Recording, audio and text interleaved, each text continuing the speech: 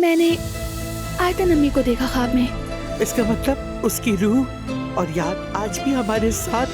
बेशक। दिल चाहता एक बार देख लूं मैं उसे, मगर नहीं आती ख्वाब में। शायद मुझसे नाराज है आयतन। बाबा, आप ठीक है ना? मैं बिल्कुल ठीक नहीं हूँ। इन बातों का बोझ उठाए हुए शर्मिंदा हूँ। हर रोज तुम्हें और तुम्हारे भाई को एक कातिल के सामने देखकर जीने पर मजबूर हूँ।